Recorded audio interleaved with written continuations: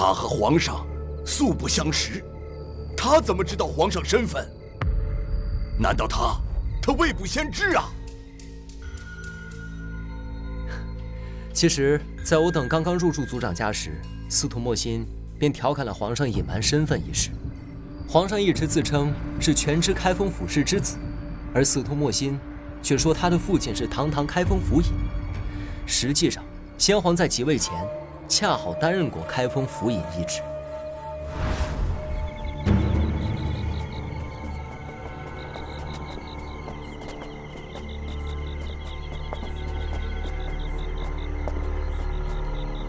院子里还住了另外一位客人，除了那一间，其他几间你们可以自行选择。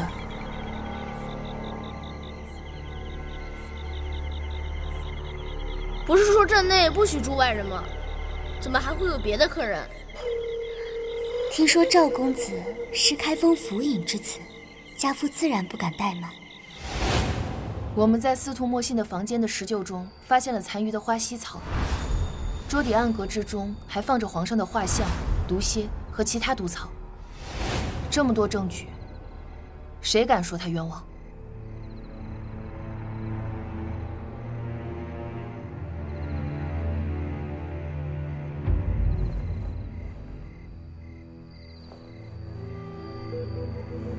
王爷，太师，物证都被我妥善收好，若需查验，便让展昭即刻取来。待你将真相一一道来，我们再悉数验证。太师，你以为呢？啊，王爷做主便是。不是的，你们肯定弄错了。你们遇袭那天，妹妹明明在家帮母亲干活。对，她那时在家的。是啊，包大哥，记得我们正要去梅娘家的时候，司徒莫心因不慎栽倒留在家中。我们回来的时候，正好撞见司徒莫心不小心摔碎了花盆，正在被司徒夫人破口大骂呢。多罗姑娘不妨回忆一下那天司徒莫心摔碎花盆的详细经过。说说。当时我正在屋里帮我娘收拾东西，听见花盆打碎的声音，我就赶快跑了出去。如此说来，你没有亲眼看见她打碎花盆，对吗？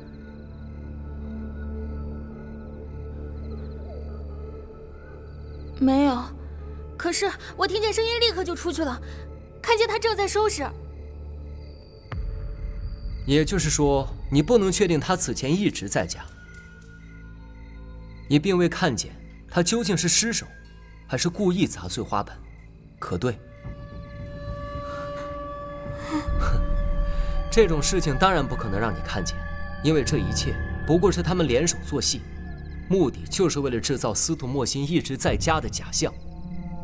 其实司徒莫心和司徒夫人的关系并不像表面上那么水火不容，相反，其二人一直是合作关系。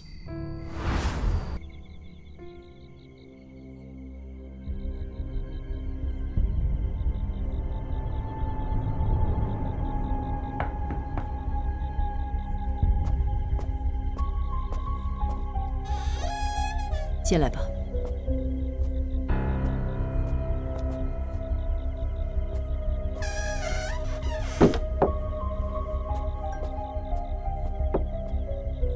今晚就动手？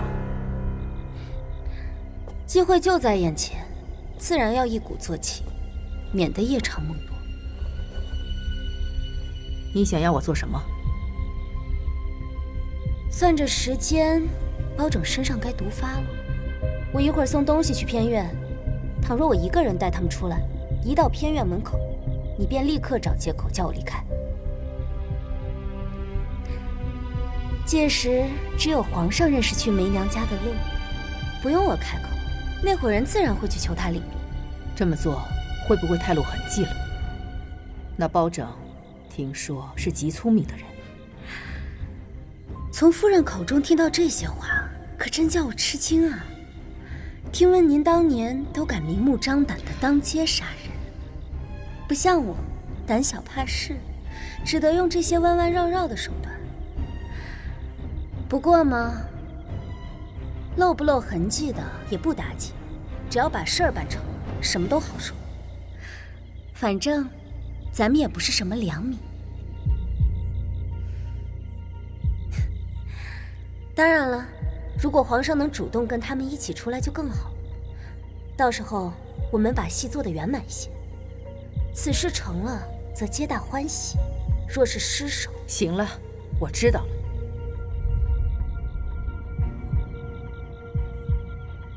破狐魔向来行踪莫测，先前忽然出现，险些误了我大事。我总觉着他似乎疑心我了。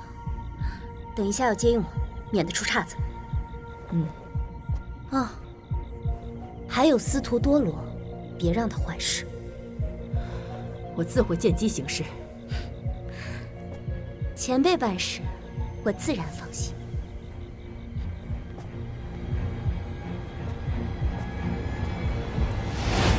司徒夫人和司徒莫心竟然是一伙的。我们来之前，破灵阵曾下过雨，因此树丛中还颇为泥泞。司徒莫心的脚上难免沾有湿泥。不过叫你去偏院安置些东西，怎么这么久，还不赶快回去把花搬到廊下？怎么，老娘说不得你是不是？啊？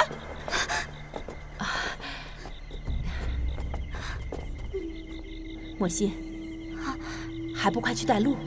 是，包公子。哎，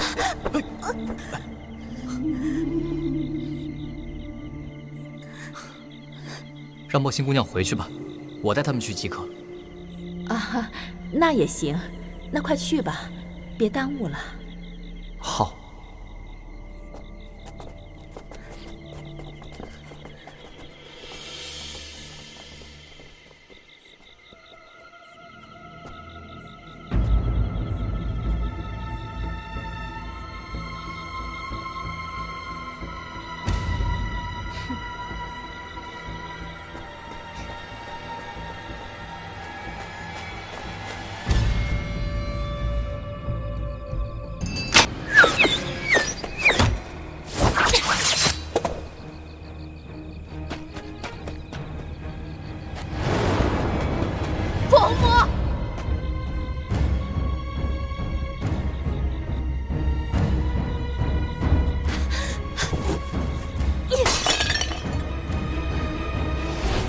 他打碎花盆，恐怕不仅为了遮掩脚上的湿泥，还有手上的伤口。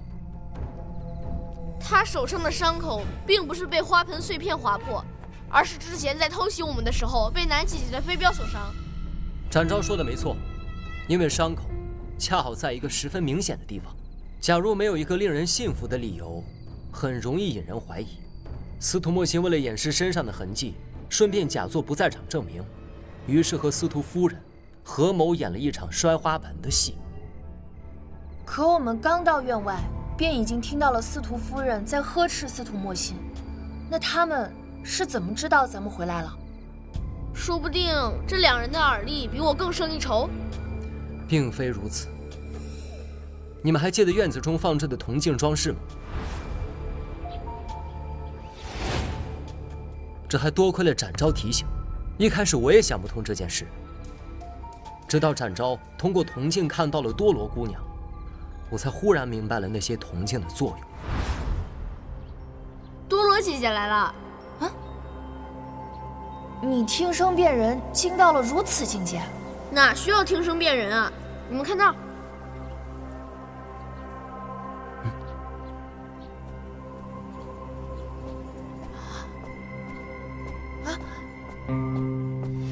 司徒夫人设数枚铜镜，并不是为了装饰，实际上是另有他用。怎么样？怎么伤在这么显眼的地方？恐怕他们回来了。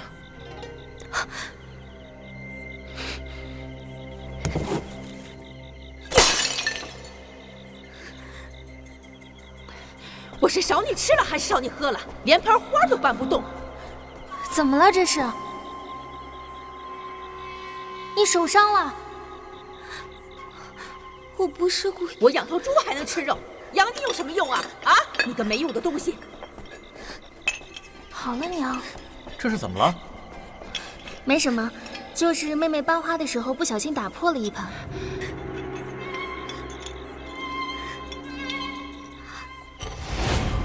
司徒夫人和司徒墨心通过铜镜的反射，提前知道我们回来，而且在此之前，他们应该已屡试不爽了。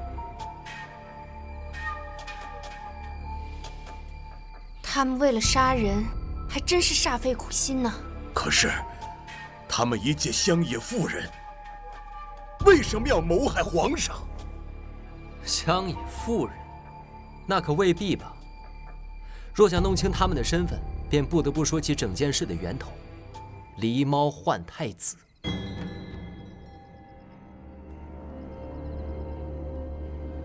狸猫换太子？从襁褓中的野猫，到后来的支离白骨，以及万灵密阁前藏有牙齿的铜铃，破红魔在暗中所做这一切的目的，正是引我们来揭开此事。原来如此。除此之外，想必皇上收到的密札，也是依你所为吧？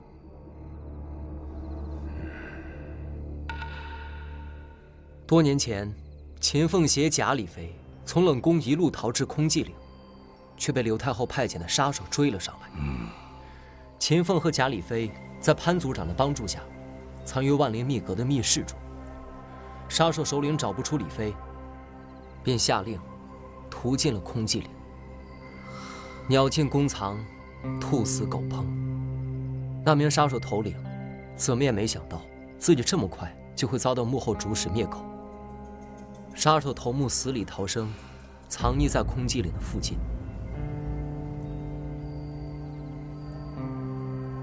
幸运的是，他后来遇到了来此赴任的司徒一家，便借机脱困。那名杀手头目就是司徒夫人。我不信，我娘绝对不可能是杀手。司徒夫人本想隐姓埋名，从此在破灵镇开始安顿下来，却不料多年后，刘太后手下另一名杀手莫心，带着新的任务来到了破灵镇。他假意祈求族长收留，司徒夫人心中有鬼，当然不愿接纳来历不明之人，所以极力反对族长留人。后来忽然改变主意，也并非出于好心，只因被对方识破了身份。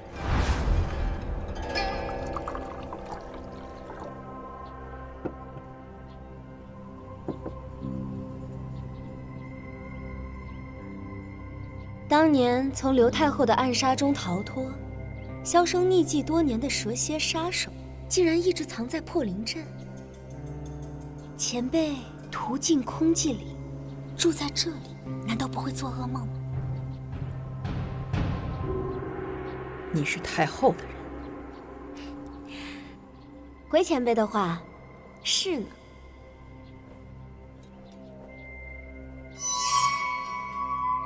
前辈动手之前，不妨先听我一言。太后早欲杀我灭口，今日你若不死，便是我死。凭你说什么，休想活着走出这里！若非有所准备，我怎敢表明身份？前日我已将您的行踪传回宫内，若无意外，太后此时恐怕已经知晓。我武功寻常，您杀我易如反掌。不过这回，您怕是也要折在此处了。好一条忠心耿耿的狗！前辈谬赞，我惜命得很。上报消息，自然不是打算与您同归于尽。眼前有个大好机会，只要抓住了，您不仅不会死，前头啊，更有一场荣华富贵等着呢。机会？不错。太后要杀您，是因为心中有所忌惮。假如您将功赎罪，待将来太后无所顾忌，自不会与您计较。哼，说到底，我的性命且有你予夺生杀。秃鹫蛰伏多年，安逸的日子过惯了，难不成变成了鸭子，连搏一搏的心都没有了吗？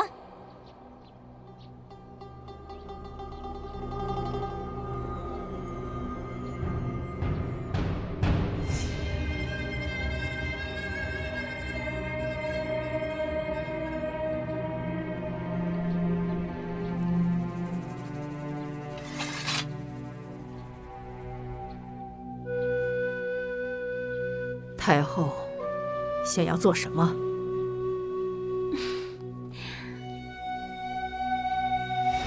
破灵阵无法传信，于是司徒莫西安顿下来之后，趁着每月外出采买的时机，向刘太后传递消息。在他房间中发现的纸笔信笺，便是作此用途。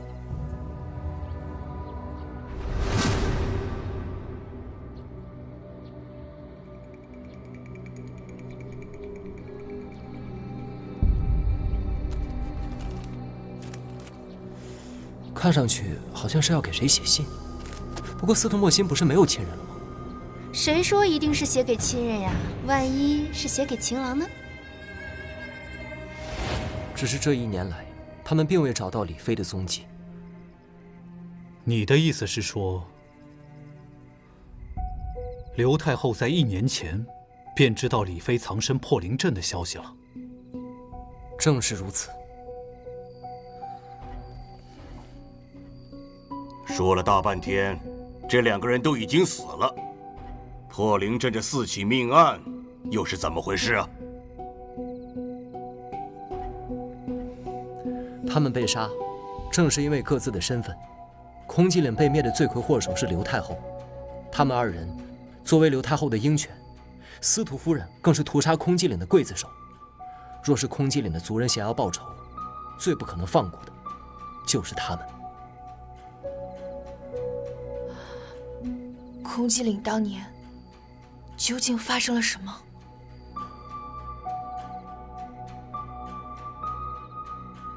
通过观察陶艺兄长的尸骨，可以料想，空寂岭灭族之时，他惨遭毒害。大灾之后必有大义。司徒夫人为了欲盖弥彰，将空寂岭的族人通通毒杀，造成瘟疫灭族的假象。从此，空寂岭便不复存在。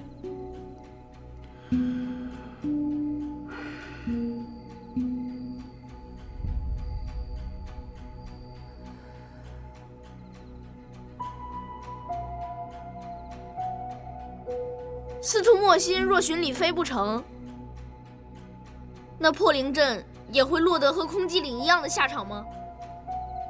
陶艺说，司徒莫心曾经有过和我脖梗种炮一样的伤状。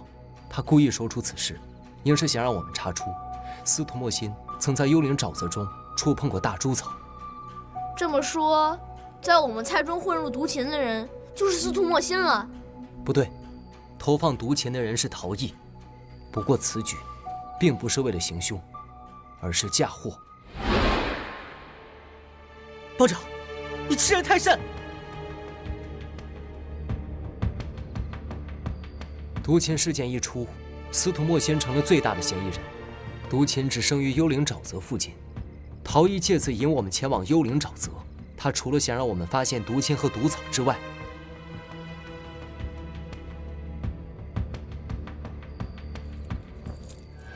也想让我们拾到司徒莫心的发钗，借此加重他的嫌疑。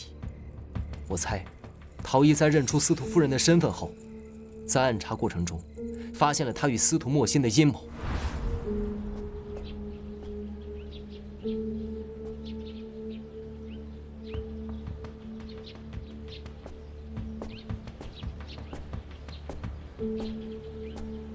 若是到最后，我们仍是寻不见李妃，怎么办？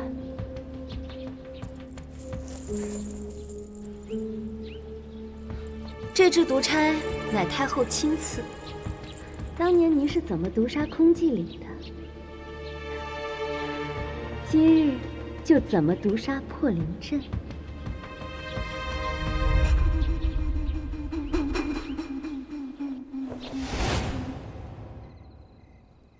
这支发钗正是杀死司徒莫心和欧诗南的毒钗，而此毒正是当年司徒夫人用过的毒。此前，陶艺趁司徒莫心不注意，将其发钗偷走。司徒莫心终是丧于自己的毒钗之下。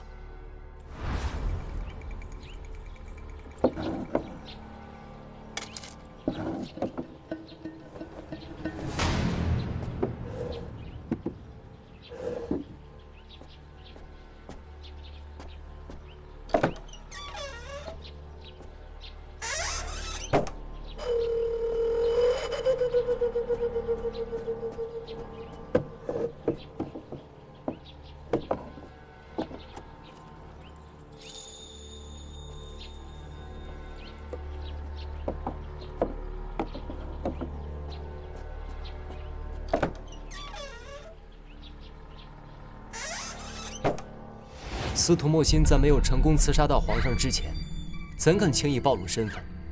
于是他自恃一身本事，用白骨去诱使幕后主使现身。殊不知，凶手早已布下重重陷阱。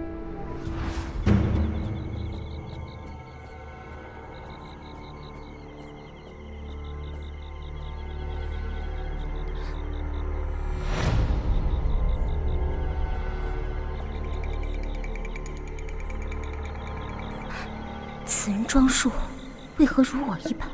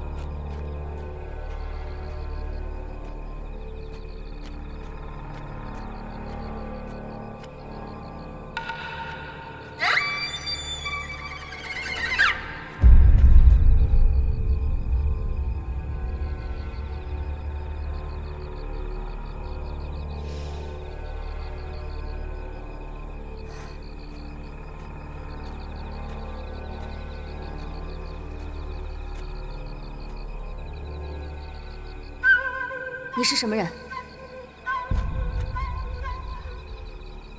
陶艺，小桃子，你别说，这身装扮还挺适合你的，我差点都认不出你了。我还有要事去办，就不陪你玩了。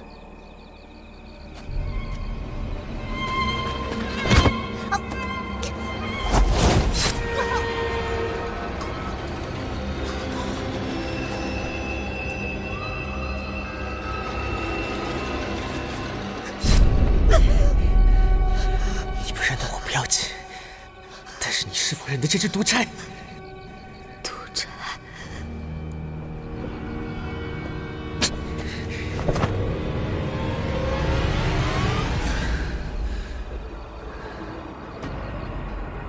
莫心姐姐，来世莫要戴着面具做人了。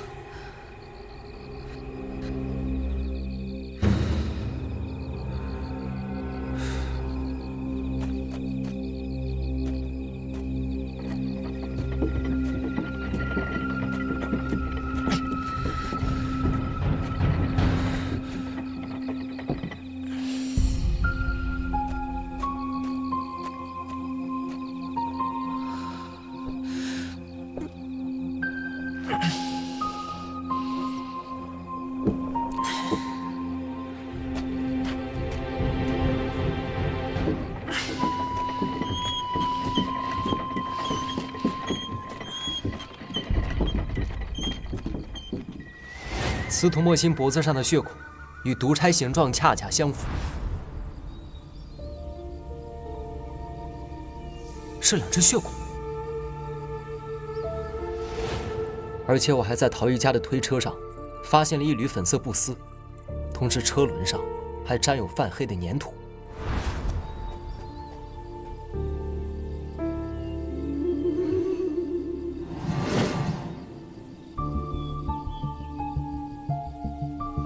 当时我还在奇怪，车轮上的泛黑粘土从何而来，直到我们在距离祭坛不远处的树丛中看到了同种质地的土壤，而它恰好和司徒莫心尸体上的如出一辙。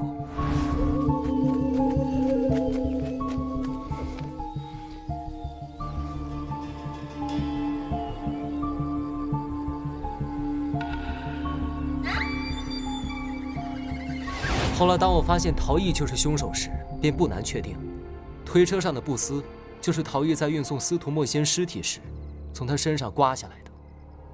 那晚祭坛究竟都发生了什么呀？自我们入住族长家后，陶艺便一直暗中观察我们一举一动。在司徒莫仙提出祭蛊法后，陶艺便料想到会有人在暗处监视祭坛，陶艺因此将计就计，借尸还魂。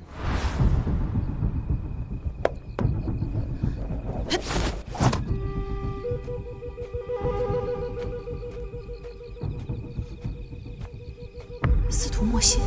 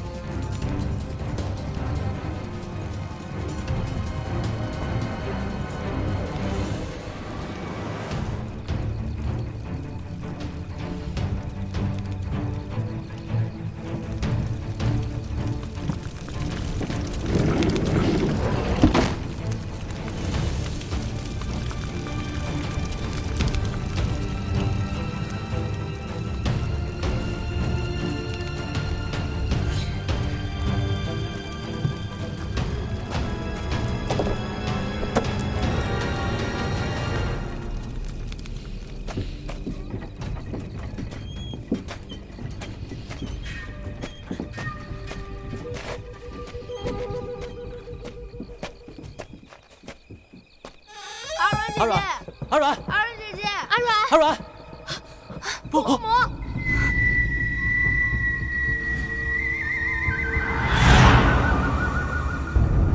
他说的不是真的。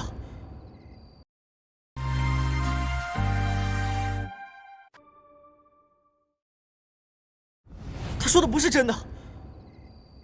你为什么要这样看着我？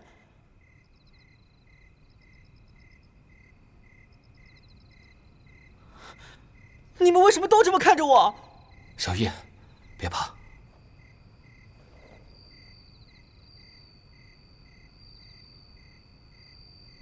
包公子，当时在司徒家会武功的就有好几个。如果凶手真是陶艺，他不可能瞒过所有人去厨房投放毒气。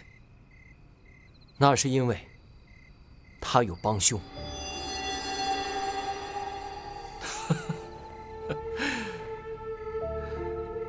叶某与小易一直同吃同住，几乎每天都在一起。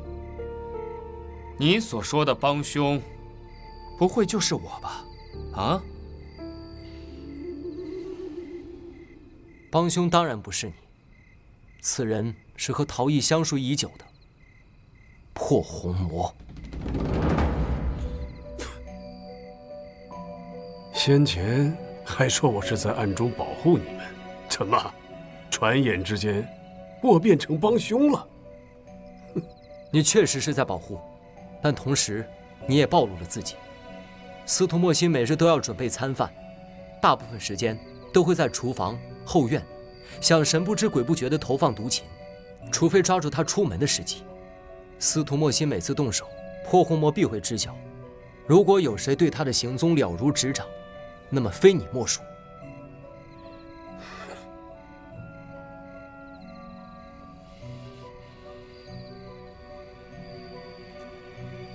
那天傍晚，司徒莫心潜伏在镇口，准备对我们动手之前，破红魔黄雀在后，将除臭过的毒芹混入普通的水芹之中。做完此事，他从司徒家出来以后，又故意现身，破坏扰乱司徒莫心的计划。如此一来，司徒莫心注意力被转移，忽略了日常琐事，自然不会发现毒芹。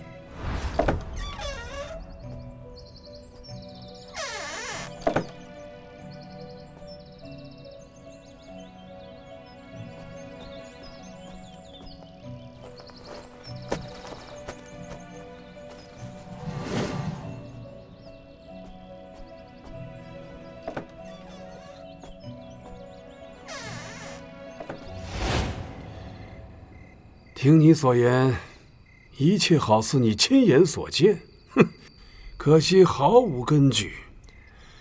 所以，我只赞叹包公子的故事讲得真是精彩呀！我包大哥才不会信口胡说呢。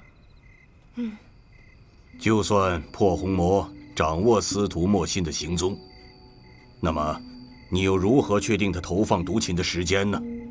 司徒家早餐都有芹菜。所以投放毒芹的时间一定是我们入住破灵镇后的1晨之前。如果陶艺杀人是为了报仇，那欧诗南又为什么会死啊？难不成是因为他喜欢司徒莫心，助纣为虐？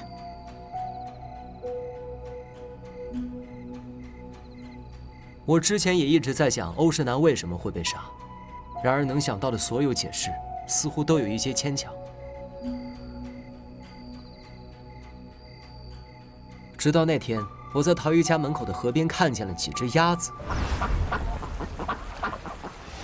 我忽然想起了一个一直被我忽略的细节。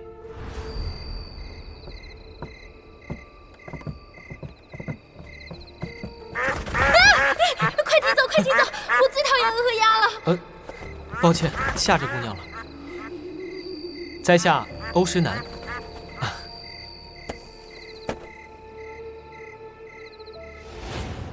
镇上不止一家养鸭子，为了能够分清都是谁家的鸭子，各家便会在鸭子身上染上不同的颜色，或者染在不同的位置。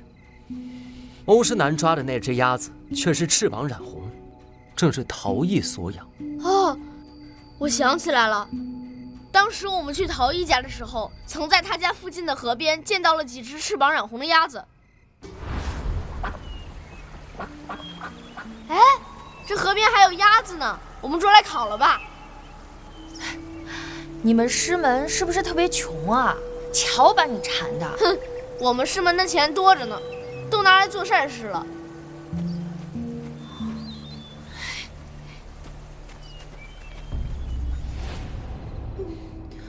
欧诗南提着鸭子回家时，陶艺也在场，他为什么不当场指认呢？我们从梅娘那儿知道欧诗南有一些小癖好，却不曾听说过他喜欢偷盗，所以他抓鸭子，并非是为了鸭子本身。那是为什么？因为欧诗南无意间发现了破红魔在用鸭子传递消息，于是偷偷截取了鸭子身上的信函。他当时并未认出那是谁家的鸭子，所以没有刻意回避陶艺，而陶艺正是那收信之人，为免暴露，只好不露声色。原来欧诗南是因为知道他们的秘密，才会被灭口。可是，陶艺身材瘦弱又不会武功，他如何能不动声色地制服欧诗南？欧诗南死后，我们发现他手上沾了一撮猫毛，那撮猫毛的出处便正是他脸上的面具。所以我推测，陶艺与欧诗南可能达成了某种合作，所以欧诗南才会设局让我们前往巫山林。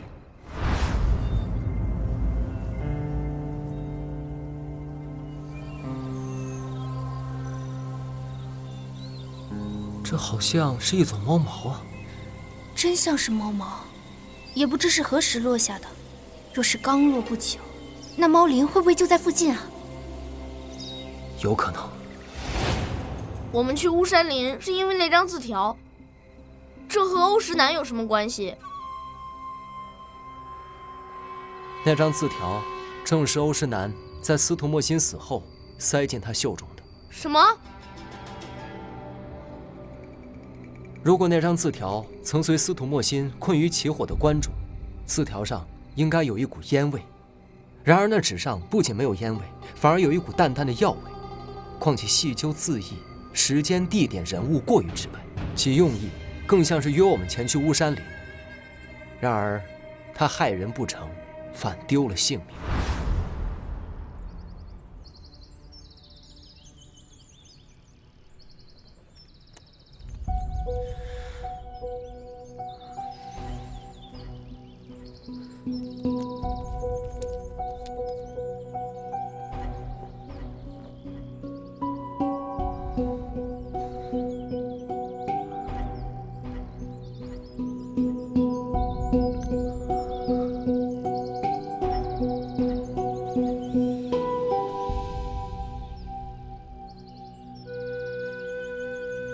阿南，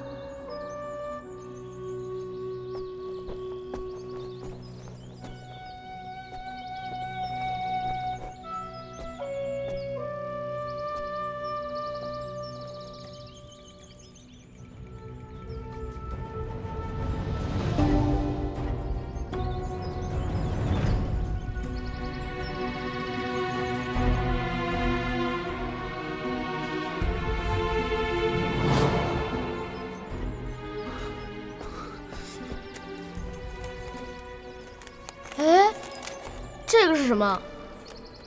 祭典3日，巫山林深处，于中某时，魔影会幽灵。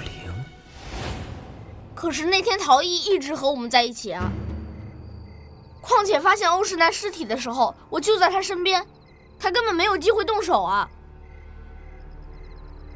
那是因为在你们发现所谓的尸体之时，欧石南尚未被杀死，而正处于晕厥状态。他所戴的面具上正涂有可致人昏迷的曼陀罗。真正的案发时间是在你们寻求援助之时。欧石南！欧石南！欧石南！陶艺，他好像已经死了。我不信，小花你不会死的，小花花，欧石南，你醒醒，欧石南！陶艺，欧石南，陶艺，你在这儿守着尸体，我去找包大哥。我也去，我不要一个人守着尸体。那万一我们2个都迷路了，回不来怎么办？那要不我去找表兄，你去找包大哥，咱们总有一个人能回来吧？好。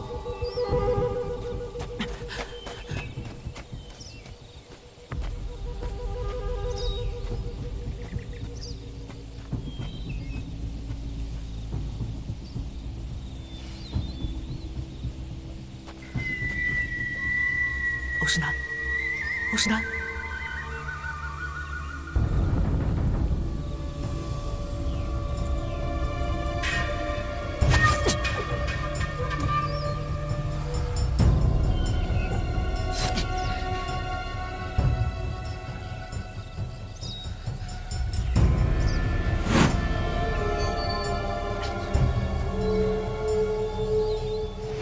陶艺事先在那片树丛中藏好白骨，待我们发现后，自然会和欧神南联系在一起，而与展昭同行，也在他的计划之中。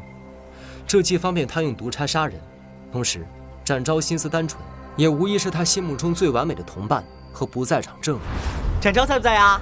哎，陶艺，看我给你带了好些好吃的。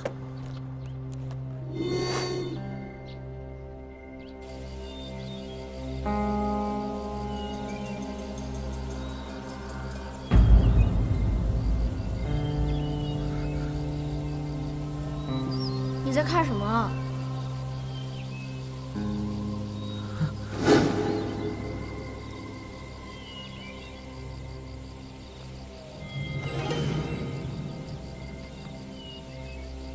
你不是不好对付吗？去啊！展昭，陶艺，展昭，陶艺，你可算回来了。这就不对了。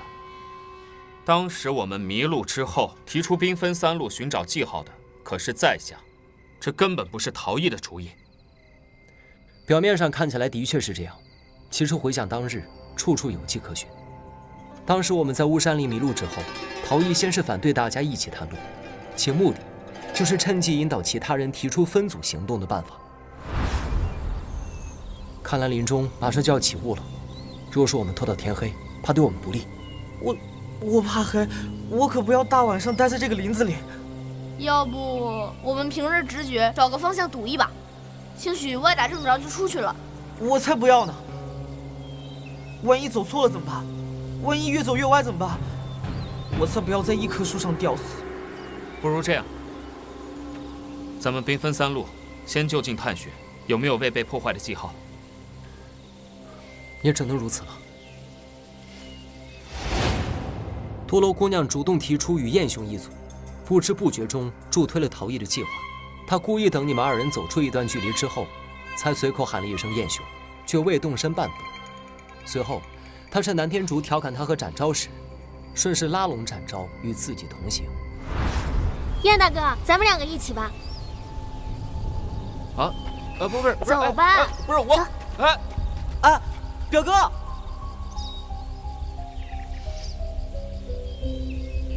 展昭，你跟我走，我帮你年龄村。行啊，那一言为定。走，走。包拯，你的这个解释太过牵强。你聪明反被聪明误。其实，事情的真相根本就没有这么复杂。坦白告诉你吧，是我干的。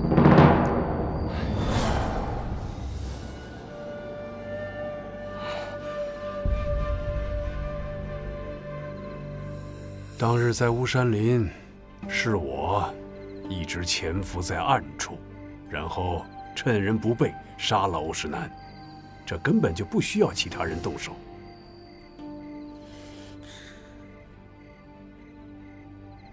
小易，他的确是当年空寂岭幸存下来的孩子，但他一向胆小怕事，不敢杀人，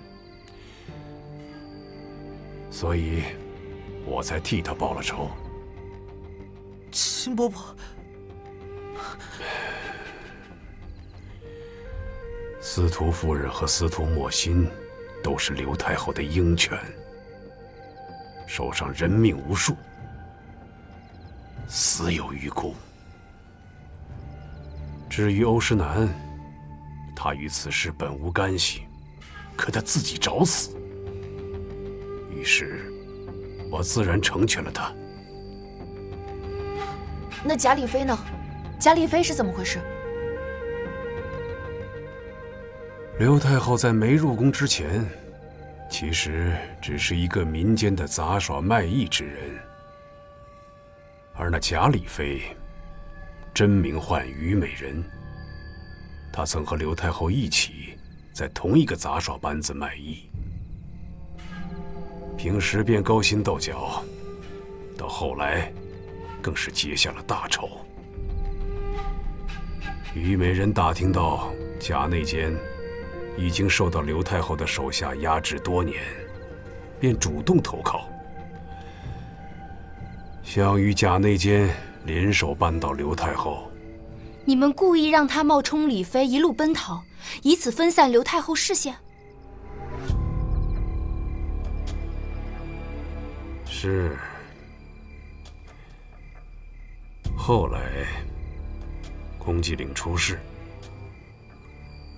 我便和虞美人一直藏身于此，打算避过风头，再做打算。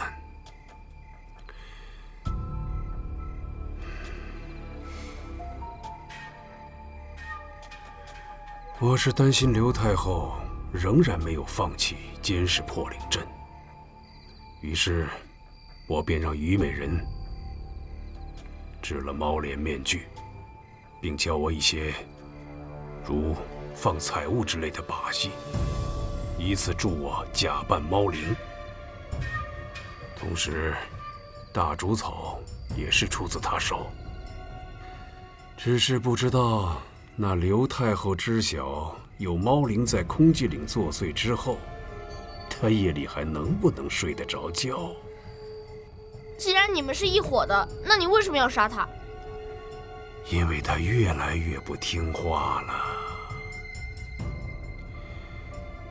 虞美人深恨刘太后，内心变得愈发扭曲。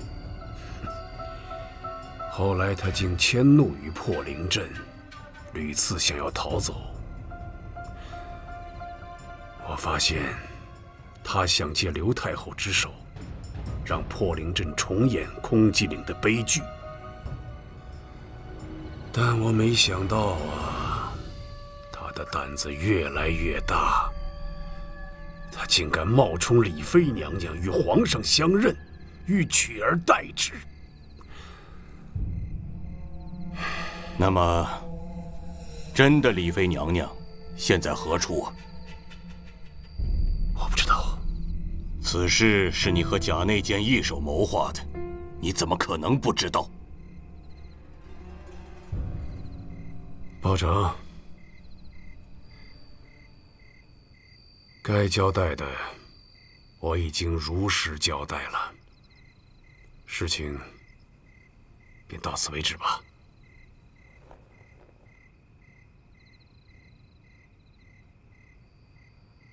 包公子，这一次恐怕你真的错了。小易这孩子，他虽不是我看着长大的，但他是什么样的人，我是再清楚不过了。他怎么可能是杀人的料子呢？难道真是包拯弄错了？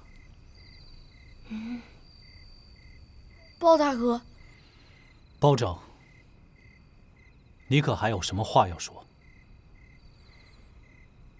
破红魔的确有杀人动机，也有作案时间，包大哥，但我仍然确信，凶手就是陶艺。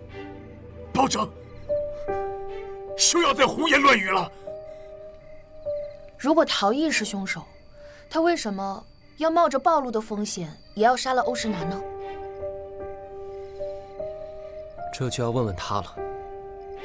我想大概是有什么不得不动手的原因吧。欧石南，他是个疯子，该死！小易，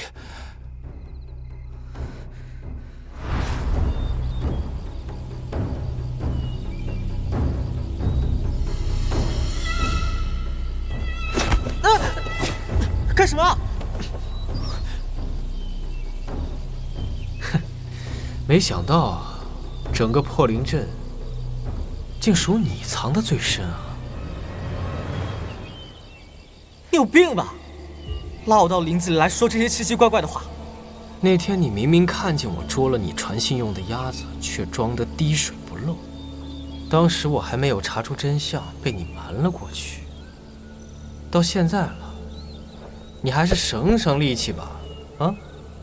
你偷鸡摸狗就算了，竟然还理直气壮地质问我，我还没问你要鸭子呢。我早就察觉破红魔与人暗中通信，只不过没想到，那个人竟然是你。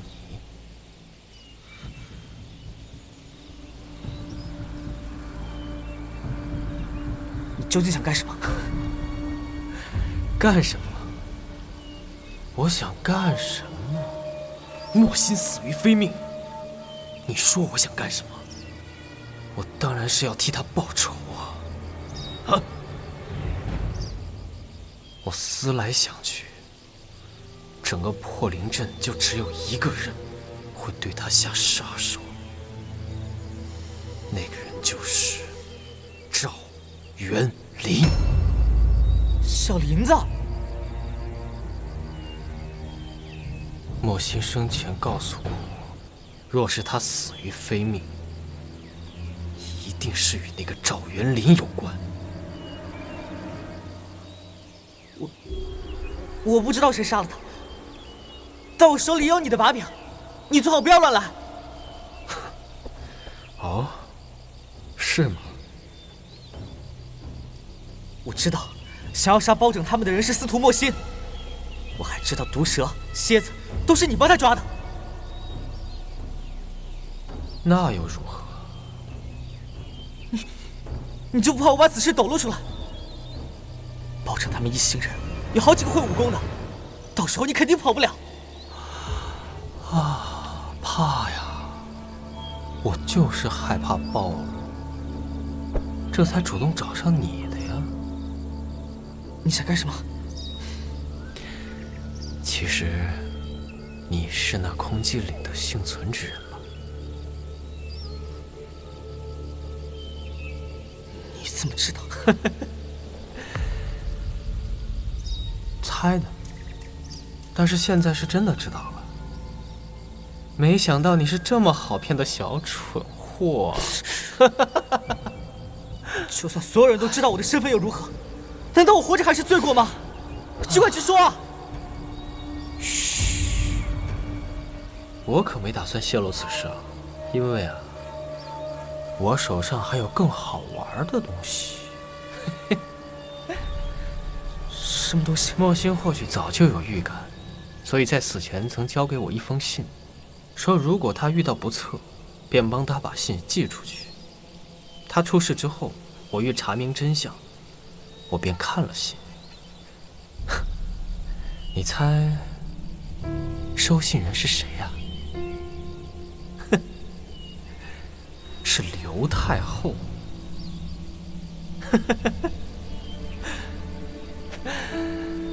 唉，你也很吃惊是吧？如今我已知晓破灵阵的所有秘密。原来赵元林竟然是当今圣上，他孤身至此是因为李妃一直藏匿在破灵阵中。只要我把这封信送出去，刘太后便会马上派兵将破灵阵夷为平地。这次啊，就算是绝地三尺，也必定将李妃挫骨扬灰。哼，到时候说不定连皇上也要折在此处啊！你就这么喜欢司徒莫心？为了他一个人，竟然让整个破灵阵陪葬？我是很喜欢他，不过我更喜欢现在这种翻手为云，覆手为雨的感觉。我手握着一纸生死符，破灵阵老老少少所有的生死，皆在我一念之间。那你现在也在破灵阵，难道就没有丝毫维护之心？我一个被遗弃之人，何曾有过家？那梅娘呢？她对你那么好。她呀，她对我倒是不错，可是那又如何？她收养我，不过是为了以后老有所依罢了。她若是好好活着，我自然会养着她。不过人生无常，若是出了什么意外，那只能怪她命不好喽。这个恩将仇报的卑鄙小人！人呐，最是虚伪，明明内心险恶肮脏，却喜欢用温情伪装自己。而我呢，只是比较诚实罢了。哼！皇上和破灵阵，选一个吧。我不选，我要告诉所有人，你就是个疯子。好啊，那你就试试看。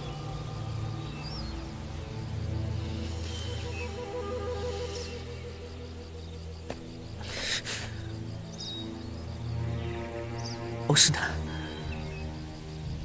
你放过我们吧。我最后给你一次机会，你若是不答应，我便让你再看一回全镇被屠、血流成河的盛景，如何？不，我答应你就是了。这才乖嘛。我呢，已经给包拯设了个局，明日一早他们便会前往巫山林，而你的任务就是与他们同赴林中，并且再设法带皇上单独来见我。包拯一行，2个高手，你就不怕身份败露，自投罗网吗？啊，你这话倒是提醒我了。便这样，待你回去之后，即刻给我准备一张猫脸面皮和一件破红魔的衣袍。日落之前必须给我。如此，无论发生什么，那都是破红魔的锅了。啊？唉，好吧，我答应你，但是你一定要把司徒莫心的信给我。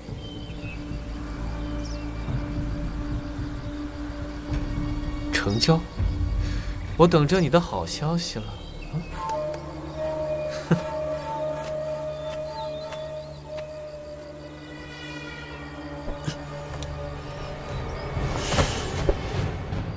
我知道他是骗我的，他根本没有打算把信给我。当年，在我把幽灵珠放进桃壶的时候，我曾暗暗发誓，我会守着空寂岭，保护这里的人。所以幽氏那该死，他必须要死，否则这里又会血流成河。